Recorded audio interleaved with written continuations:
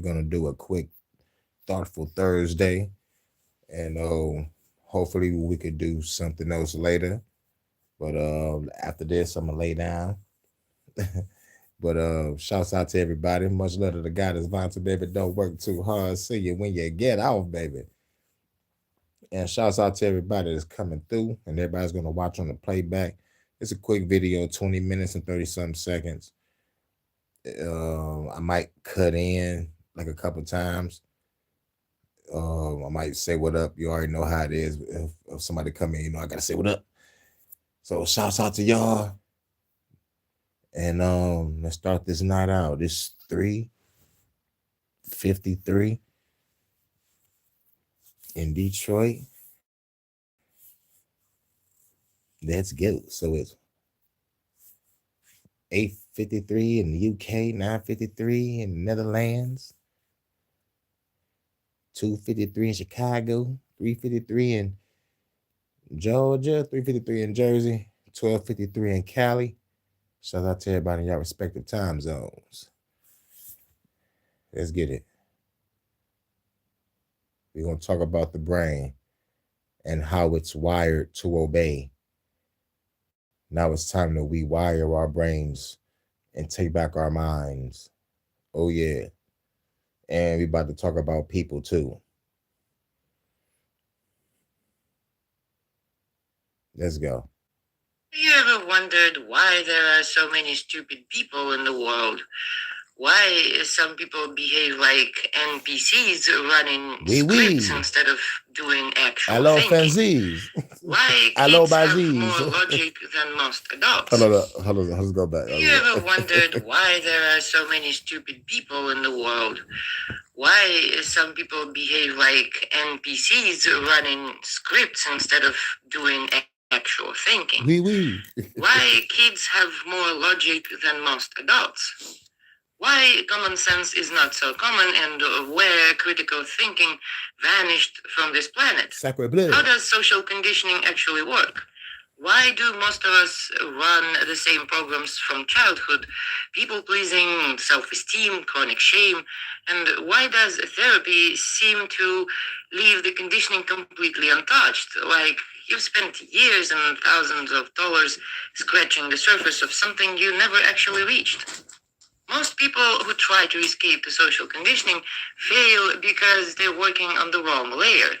They're trying to reason their way out of beliefs, repeat affirmations, meditate, go to therapy, trying to rewrite the narrative of their childhood. None of this works for the thing they're actually trying to fix. And the reason it doesn't work has just been documented in a way that changes how this whole problem can be approached. I've been working on a framework I call Cordyceps for over a year.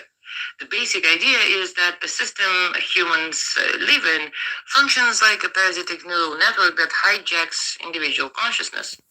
Just like the fungus that takes over an ant's body and makes it climb a stem to die, the social system rewrites human cognition to serve its reproduction, not you. This used to sound metaphorical. After a paper in Nature Communications published a few weeks ago, it starts sounding a bit less metaphorical, more like a literal description of what's happening in your brain. Let's take a look at what they found out, what it means, and why everything you've been told about how to change yourself has been pointed at the wrong layer. Here's what researchers found. They worked with mouse hippocampi at 3 developmental stages: newborn, adolescent, and adult. The hippocampus is the brain region responsible for forming memory and integrating sensory information, and it's structurally similar across all mammals. The newborn brain is dense, like wildly dense. The hippocampal network in a newborn mouse connections everywhere in what appears to be a random pattern. As the mouse develops, this dense random network gets pruned, not built up, the opposite. Connections die. By adulthood, what remains is a sparse, structured network where each connection has been selected by the environment. The brain doesn't learn by adding, it learns by subtracting. The researchers call this tabula plena, full slate, the opposite of tabula rasa. The infant doesn't arrive empty and get filled. The infant arrives with everything and gets carved. What you become is what survived the carving. Now hold that for a second and think about what it means. You were born with the full range of human cognitive possibility. Every way of perceiving reality, every way of responding to stimuli, every way of recognizing patterns, every emotional configuration humans are capable of, all of it was there in the dense random network at the start. Yep. Then the work of selection began. Two forces drive it.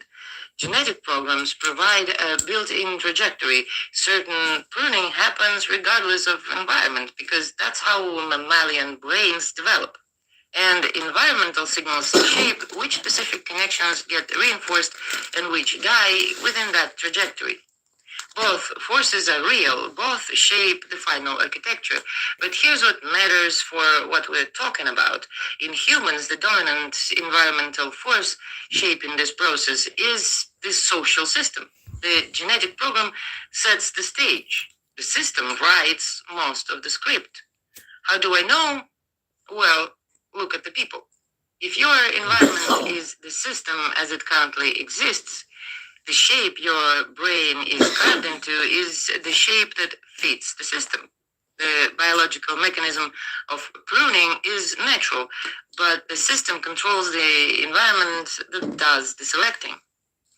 You weren't given a program. You were subjected to an environment that starved every neural pathway that didn't serve the system's reproduction. The system doesn't need logic and critical thinking. It actively weeds them out, and that pretty much explains why some people are so stupid while we all have the same 86 billion neurons. This changes what we mean when we say someone has been conditioned. The system simply hijacked a biological optimization process. The connections that would let them perceive the system as the system, recognize manipulation, doubt institutional narratives, or trust their own observations against social pressure, those potential pathways were never reinforced. Because they were useless to the environment the system created, they withered. What you experience as your default way of thinking is not your full cognitive potential.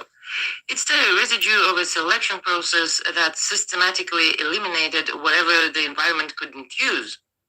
You've been operating on a fraction of what you came in with. Most people don't notice because everyone around them is operating on the same fraction. Now the question becomes, who does the carving? The answer is the environment, but the environment doesn't carve uniformly. It rewards certain patterns and ignores others. Patterns that get rewarded survive, patterns that get ignored die. The system is whatever environment a human grows up in, and it carves them accordingly to what it needs them to be. So, what does the system need them to be? It needs them to be obedient enough to function in hierarchies. It needs them to be productive enough to extract labor from. It needs them to be small enough not to threaten power. It needs them to mistake their conditioning for their nature, so they defend the system instead of seeing it. The neural pathways that support all of these, submission, conformity, internalized shame, hierarchical thinking, identification with a group, trust in authority, get massively reinforced from birth. School reinforces them, family reinforces them, media reinforces them, religion reinforces them. The pathways that would resist all this don't get the same reinforcement. Instead, they are violently suppressed, and most of them don't survive past childhood. I can personally confirm that when I was 4, I wasn't too shy to call myself the smartest one in the room, but then I spent 40 years being absolutely sure that I was completely stupid. Children are ruthlessly logical. They constantly ask why, they immediately point out contradictions, and they do not naturally accept because I said so. That raw, piercing logic isn't a higher level skill adults have to develop. It is the default human baseline. It's part of the dense original network. But the system doesn't reward why, it rewards compliance. It starves the demand for logical consistency and reinforces submission. Logical consistency and reinforces submission. Now there's a second piece of this puzzle that I want to pull in because by itself the pruning model doesn't explain everything. Pruning happens in childhood. After the critical period, the brain is supposed to be relatively fixed. But people don't just have stable wiring as adults. They have actively maintained wiring. Something has to be doing the maintenance work, otherwise the network would probably slowly drift back toward its denser, earlier state just from natural neural variability. That something is astrocytes. I have a separate video about those guys. For decades, astrocytes were thought to be support cells, plumbing for neurons. Latest research has shown they're nothing of the kind. They're regulators. A paper in Nature published last year showed that astrocytes secrete a molecule called CCN1, which actively stabilizes specific neural circuits in the adult brain. When CCN1 is removed, the circuits that had been stable destabilize. When CCN1 is present, the circuits hold. A broader framework paper in Nature Neuroscience went further and proposed astrocytes as contextual gates, not just passive maintenance crews, but active regulations that determine which neural configurations can exist in your brain at any given moment. The form your brain settled into during childhood doesn't just hold itself by inertia. The astrocytes are actively working to keep it in that form every second, releasing molecular signals that stabilize approved configurations and destabilize alternatives. This is the second layer. Pruning establishes the form in childhood. Astrocytic regulation maintains it in adulthood. The system doesn't just shape you once and walk away. It has biological infrastructure that keeps you in shape continuously. Your current cognitive architecture is being held in place by an active molecular process that resists reconfiguration. That is why you can't reason with your mother. Now, this matters for understanding why people who try to change themselves usually fail. The standard methods all miss the mechanism. When someone walks around convinced they're a piece of shit, no amount of therapy is going to talk them out of it on a Tuesday afternoon. That conviction isn't a thought they're having. It's a configuration their own brain is spending energy to maintain around the clock, against any evidence to the contrary. Affirmations don't work because affirmations are conscious narratives processed by language regions. They never reach the social emotional processing network that runs below conscious thought. The hub-level circuitry that decides whether you are worthy or unworthy completes its assessment 300 milliseconds before your conscious mind even forms a thought about it. By the time you've finished saying, "I am valuable," to your reflection, the deeper system has already decided you aren't and routed that answer upstream. That's why doing this always feels so utterly fake, like you're just fooling yourself, because technically you are. Most meditation traditions train conscious observation of mental processes. This is useful in some contexts, but it doesn't reactivate dormant neural pathways. The person becomes more aware of how the system runs in them. The system doesn't mind and keeps running. They've added a water to the architecture without changing the architecture. Therapy works on narrative. What story do you tell about what happened? What story do you tell about who you are? Real things happen on this layer. People do reorganize their stories, but the anchor isn't on the narrative layer. It's underneath it, in the patterns calibrated by your earliest social environment, held in place by ongoing astrocytic regulation. Talking changes the layer above the anchor. The anchor stays where it is. This explains why people can spend decades in therapy doing affirmations, meditating, and still feel exactly the same about themselves at 50 as they did at 20. They've been trying to repaint a wall while the foundation kept shifting underneath them. Okay, then, how does change actually happen?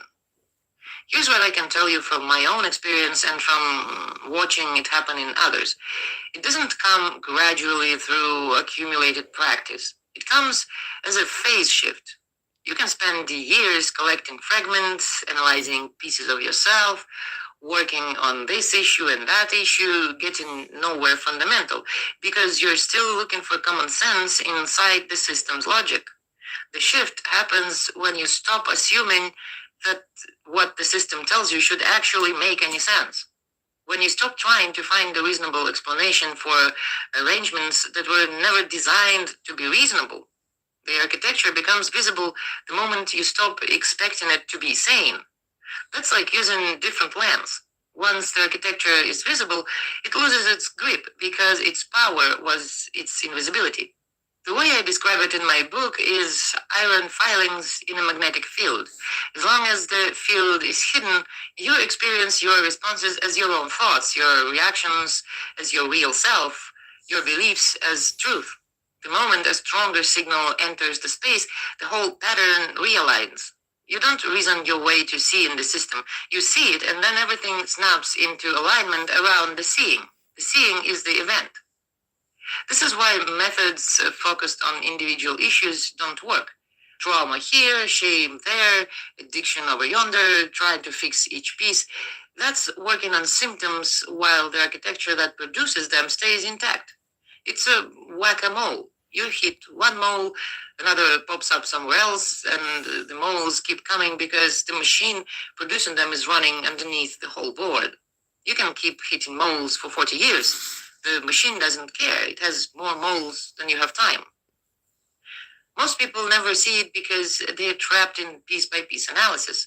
The system encourages this. Self-help, therapy, wellness culture, all sell you piece-by-piece work. They have to. If you saw the architecture, you wouldn't need their products. You would do the field shift in your own life and walk out of their economy. The fragmented approach is the system protecting itself by keeping you focused on fragments. Now, here's what actually happens when people break out. The pruning process destroyed the original connections, but it didn't destroy adult neuroplasticity. The brain can build new synaptic connections at any age. Pruning closed the cheap window when massive reconfiguration was easy. After the critical period, every structural change costs more energy, but the underlying capability to rewire remains. The phase shift, when it happens, isn't a gradual relearning. It's a sudden structural collapse of the system-installed architecture. When a strong enough signal finally breaches the astrocytic regulation, when you actually see the system, the old wiring can no longer explain reality. Your brain is forced into a rapid, high-energy reconfiguration. It builds a new conceptual network that bypasses the system's intended pathways. This is why it feels like a revelation.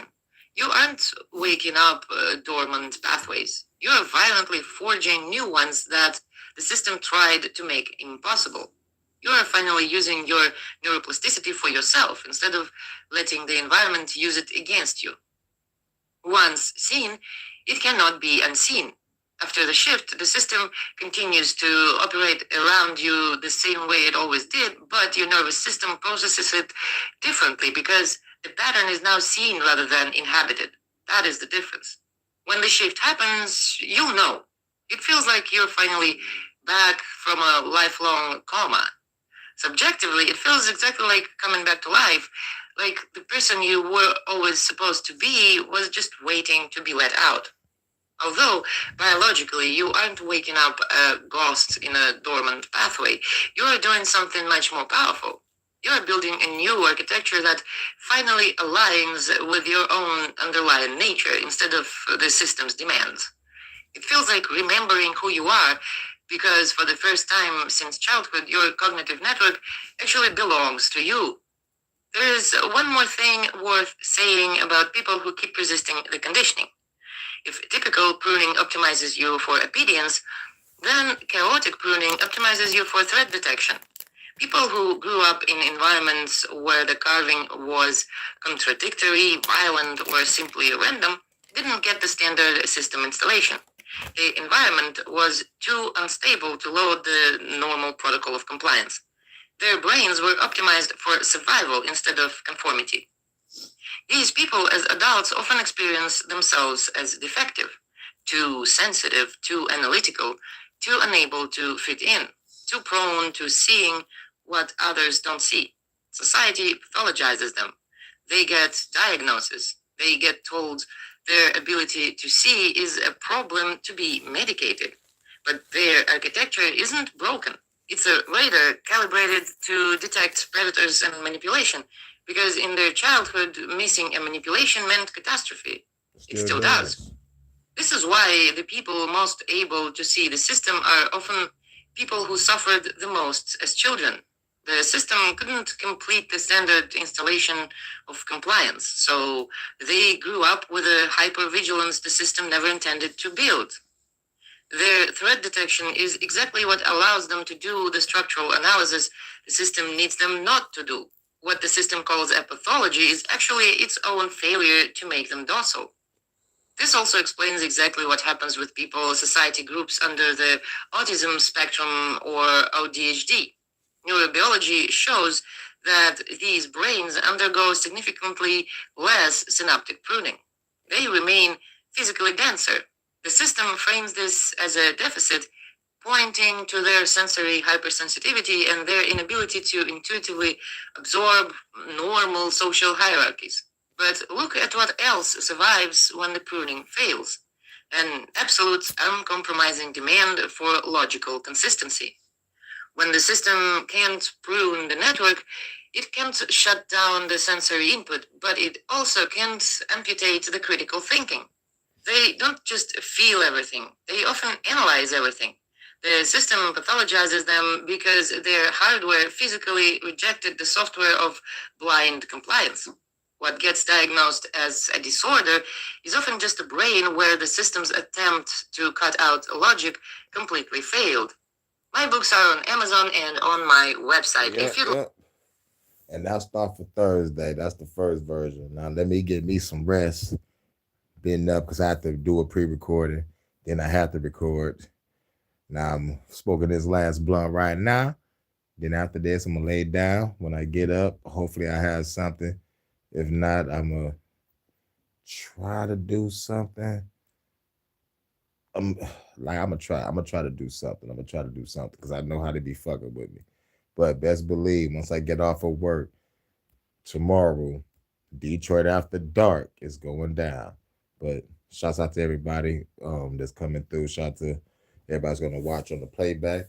And much love to the guy that's Vonta. Don't work too hard, baby. See you when you get off. And I catch y'all on the next one. This is Thoughtful Thursday. The next might be Thankful Thursday. Thoughtful, thankful.